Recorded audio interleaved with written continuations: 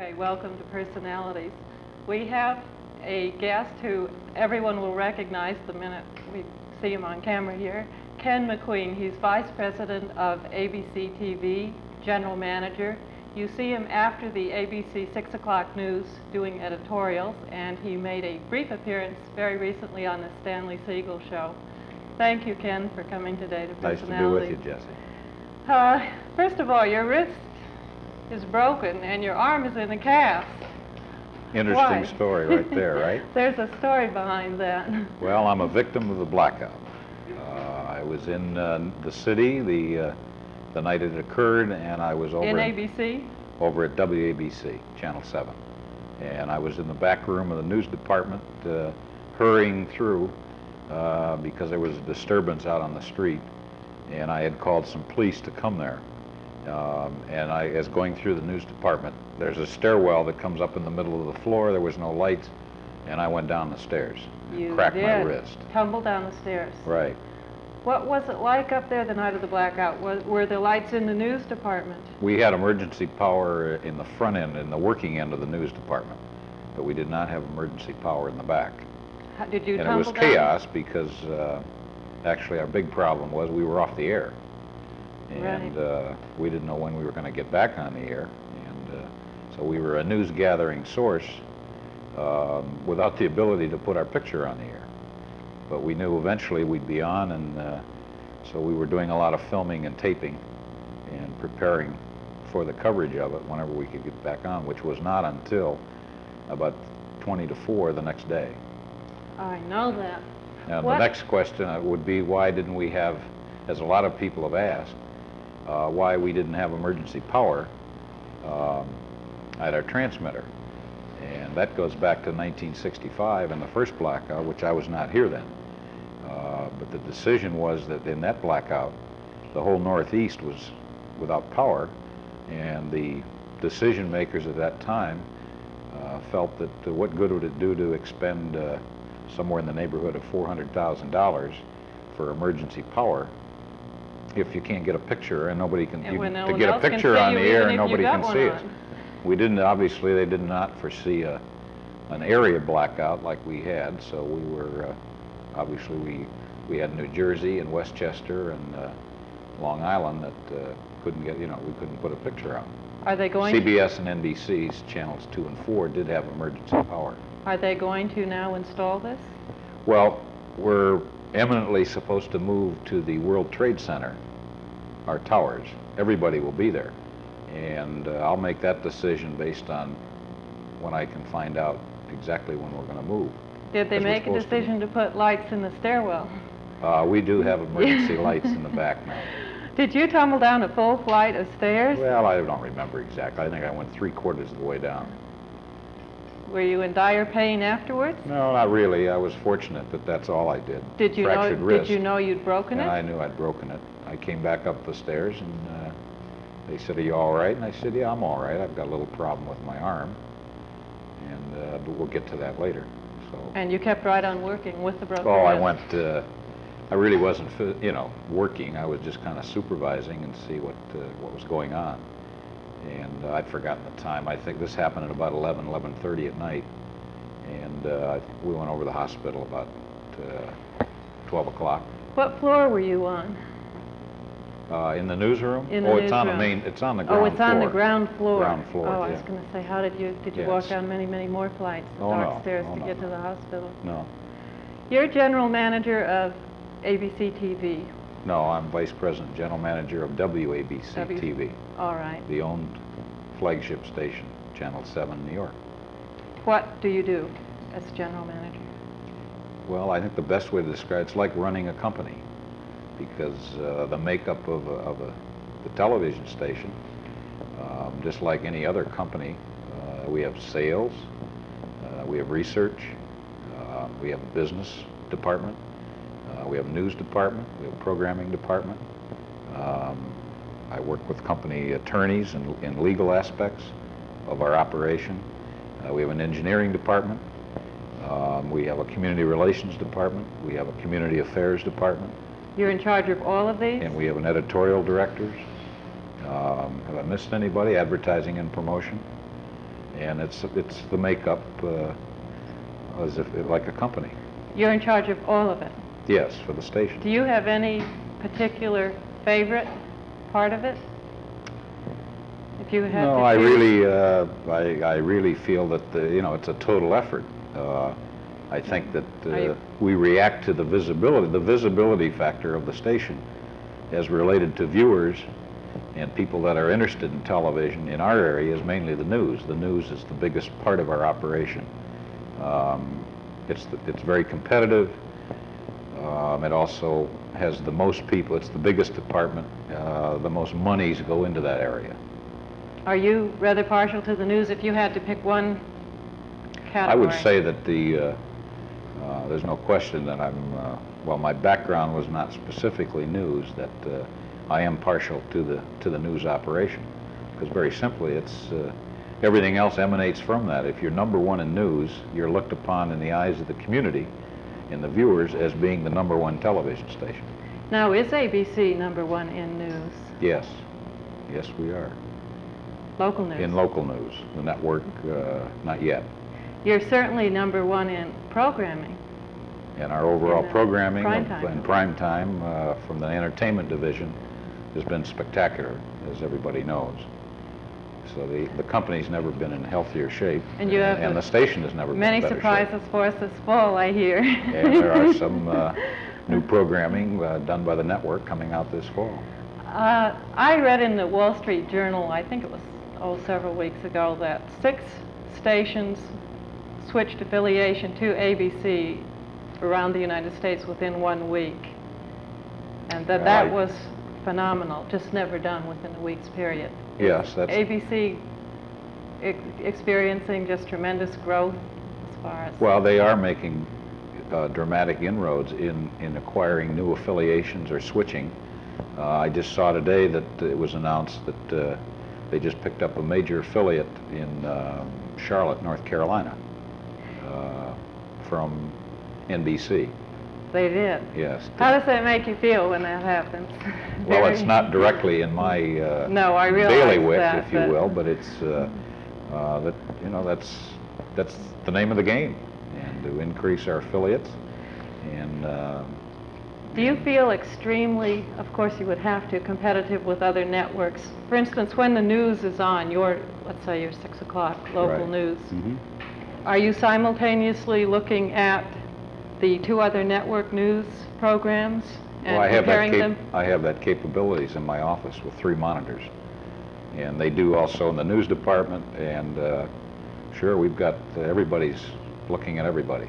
Do you ever wish you were up there giving the news? No, I've never had ambitions to be in the talent You don't want side. to wish, if you see somebody doing something you don't like, thinking, oh my God, I'd like to get out there and do it myself? Not on a not as far as being an anchor person or something like that. I've never had any aspirations for that. Well, you do editorials, and we want to get that later. People would say that you're in a very glamour position. They would just see you from the outside traveling, meeting show business people, glamorous people, people who are in the news. Well, is it?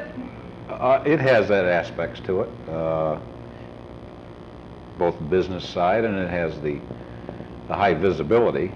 Somebody once said that one thing about being in our business is that if you meet new people, and when they ask you what you do, it's kind of magic, I guess, to a lot of people to say, I'm in the television business. And that will immediately, a lot of business people or a lot of companies can't say that. They have to explain what they do. Do you like that aspect of it? Would you much rather be doing television not only because you like television, but because of that aspect, rather than, say, being the head of a different kind of a company that produced a product like cars or shoes? I don't have an ego hang up that I must be a part of that. No, I didn't mean that, but you enjoy that extra fringe benefit. Oh, I think so. I think everybody in the business does. I would think so too. We saw you on the Stanley Siegel show recently for Oh, you a did? very, very brief appearance. He Yeah. got you on and he just shuffled you right off. It seemed that, I guess you just happened to be there or something. Well, I regularly go down when the show is on the air, which is live every day at 9. And Stanley, in his unique way and style, will sometimes announce to the viewers that the vice president and general managers just walked in. And occasionally, in that particular case, he cornered me to get on the show.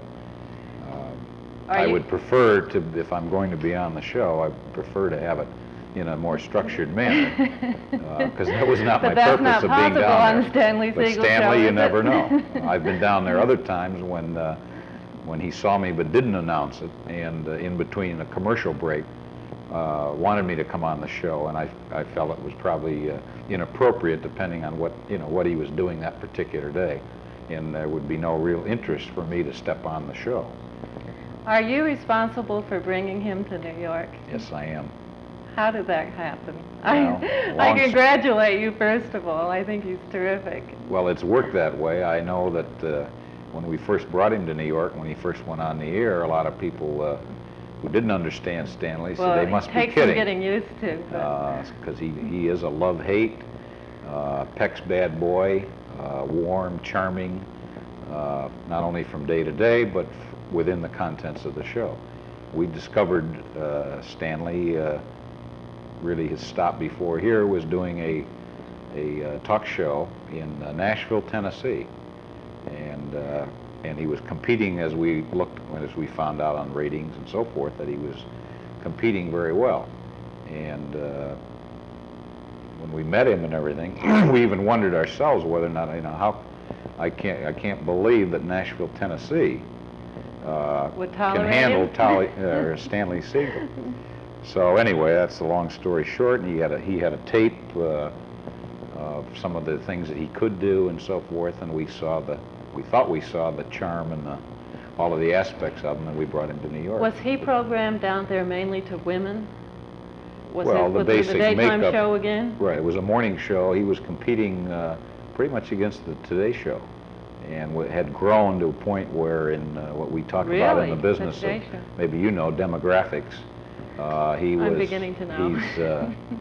He was actually outdrawing the Today Show in Nashville, which was obviously something that we were very interested in. Have you done any research on his appeal to men, to a male audience? No, most of the limited number of potential male viewers really wouldn't make a difference. I mean, his success or lack of it really has to be geared towards the interest that women have. The reason I'm asking that is there any possibility of him being switched to an evening time where he would have a mixed audience? We've talked about that. We think there's a potential there to do a late night type show. I do too. And, I really do. We'll see what happens on that. We may test, we may do a couple of shows, specials or so forth. Whether or not the network eventually will be interested in doing a late night performance with him, I don't know yet. He seems to me, just as an average viewer, it's the first person to come along who could slowly have some clout against Johnny Carson. Possibly. I don't know whether we would go into 11:30. I was thinking more of Stanley might have potential for even a later show. Later, right. A 1 o'clock type show. My husband likes him. He's home quite a bit during the day. Sometimes, of course, the con artistry comes through, and you think, oh, come on now. But basically, he likes him very much. I've heard some men make the statement of that fella on Channel 7. Where did he come from? And I can tell that they don't like him. Maybe they're a little afraid. But they always come back and they say, but my wife watches him all the time, and that's how they saw him, because they she had control of the set. And but they would admit and say, but on occasion he does do a pretty good interviewing. So there's an aspect of him that. Do they like his personality, do you think? Oh, I think they find him a little bit nutty at times. But as I say, all of the things, the irascible, the Peck's bad boy, the warmth, charm that he has, it comes across. Is he the same off the air, or is he seems like he could be moody off the air? He is very sensitive. Yeah. He has insecurity aspects about him. He wants to do well. He wants people to, he needs reassurance that he is doing well, and has a very delicate personality. What about he's one person who will air his personal problems on the air quite a bit, and mainly the one I think women respond tremendously to it is that he can never find the right woman. So of course he has to go through a million trying to find the right one. He does the, he has that regularly scheduled on the couch with his psychiatrist every Friday. Usually it's on Friday, and it's very unique because what he's doing is, I think, what it really touches the heart. A lot of people say that, boy, I really need, I would like to talk to a psychiatrist about me, but geez, I wouldn't want to admit it to anybody. And here he's doing it on the air and coming up with, besides his female problems, he does talk about his hang-ups and so forth, and I think that attracts a lot of you because they're saying he's doing it for me, and that's where their interest is. And they respond to him directly. And I have some of the same hang-ups. It's a very direct one-on-one relationship. Well, I hope you use him at night. I think he's great. On to you with your editorials. Do you write them? No, I don't. I have an editorial director. And they actually, the positions that we would take on any matter is a combination of like a little editorial board where we have some programming input from management and news input, and obviously my own input, because the reflections that we take on the editorial are basically the station's position, which means it's the general manager's position. Do you enjoy doing them? I find it, quite honestly, it's something you have to go to and you have to set up for, and sometimes there are days when unlike cable television. Right. No, it's on some days it's when it's in between a couple of meetings, it becomes a nuisance because I can't do it right in the same building. Are they going to let you do them in your cast? Well, that's for me to decide. I Oh, it is? Yeah, I don't have to. If we can, maybe next week I'll do a couple of them with the cast and so forth. Do you get any feedback from the public on them? Oh yes, oh yes. All obviously, all in relationship to the position we take and the issue. If it's a particularly hot issue, or a problem that draws out diverse differences, and we take a position on it, then we'll get a lot of feedback. Do you enjoy that when you do get a lot of feedback, either positive or negative? Oh yeah, I think that because that tells us that we are on top of and taking a position or exposing some information on a subject that people want to know about. If you don't get much response, you drop it. Then you're really not. You're talking about subjects or situations that people don't really care about or have no opinion. Right. Let's get to you. You have a very, very heavy schedule, and of course you have tremendous responsibilities. Do you take those home with you? It's hard to be so involved all day, probably late at night many times, then turn off, forget about it. Oh, I think that there's no question of the involvement in this kind of a business, but I don't know if it's too atypical of... No, I don't think it's atypical I think at all. anybody that has broad responsibilities, it doesn't make any difference whether it's television or whatever, I don't think that they can put the business behind them and not think about it. And in our case, our business goes on into the night, and we, I mean, when the news is on at 11 o'clock, that's my product. Do you go home and then watch television some more? Or? Well, when you say watch more, one thing I don't do, even though I mentioned that I have 3 monitors in the office, and they are on at all time, but I have my business to conduct, or I'm just like my sets are on right now, but I'm here with you. Right. So I'm not watching. I'm not sitting there monitoring the the world of television all day long. Subliminally, you're aware of them, and you might glance up. I might glance time. up occasionally, you know. Do you watch television when you get home? Oh yes, sure. I don't think. Which station? ABC? Well, I would say that in the different sets, that probably Channel 7's on the most. Certainly, it's on in our news programming. But I find that as you mentioned, the success of the ABC primetime, you know, the families, the kids have Channel 7 on more than others. I would think they would. Definitely. When you really want to get away from it all, what do you do? Oh, What are your other outlets? My activities include cast. When I have both hands, I enjoy skiing and tennis and golf, and especially in skiing, that's probably one of the sports that can get you away from. You can't be thinking about business. You can't concentrate on what when you're doing. It requires, you know, and tennis, I think, to a degree. To golf, you can be talking about your business in between swings or something. Or at least thinking waiting, about it. Or you could be thinking about it. But I find that skiing is a good time to get away from it. You're from Michigan, aren't you? Originally, right. Would you consider yourself a country person at heart or a city person? I mean, as far as... Well, I really grew up, was born in Detroit and moved to a suburb outside Detroit, so I'm not from a farmland background. So I'm city oriented, if you include suburb and city as all one. How did you begin in television?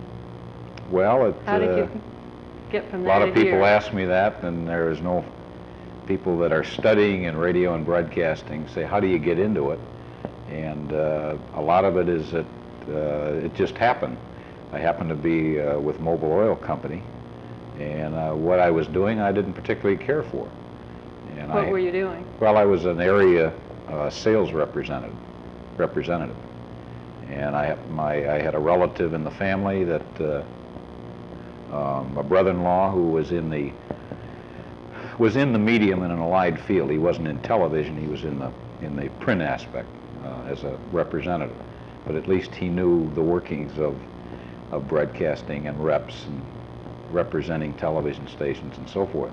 And he just made note one day that would I be interested in being a television salesman, and I didn't know what he meant. I didn't know, does that mean fixing television sets or what? But anyway, or selling I was exposed to this rep firm, and I was interested, and I got into it, and then went over to Chicago with that same firm, and then joined ABC in their sales organization in Chicago. And as a salesman or a sales director? As a salesman, and how did you like went back to Detroit as a sales manager at our own station out there, and then came into New York as general manager. Did you have any idea growing up? Were you attracted toward communications, or you simply fell into it through this? I had no idea that I majored in business and economics in college, and I had no knowledge or understanding of the television business. Where do you see yourself going from here? I mean, professionally, personally, do you want to stay in television? Would you like to stay in the New York area? Oh yeah, that'd be fine. I don't know that I really, you know, a lot of it depends on what opportunities present themselves in the company, in ABC. And it's a fine company, and it's got a lot of growth, so I would like to be a part of that growth. Well, you are. Thank you for being our guest today, very much. Thank you, Jessie. We've been talking to Ken McQueen, General Manager and Vice President of ABC TV here in New York. I'm Jessie Gray. Have a nice week.